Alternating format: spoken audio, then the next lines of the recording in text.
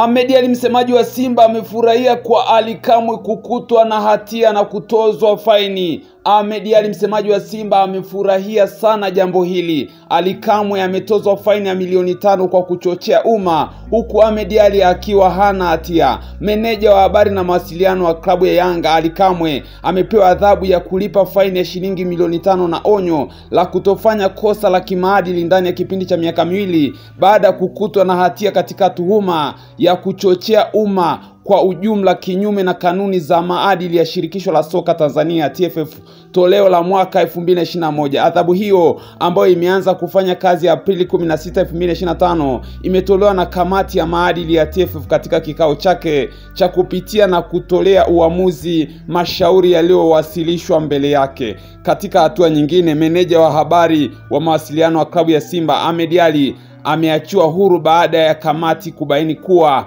hakukuwa na ushahidi wa kutosha kumuingiza hatiani kwa kosa aliloshtakiwa na sekretari ya TFF, akituhumiwa kwa kosa la kuchochea umma kwa ujumla kinyume na kanuni za maadili ya TFF.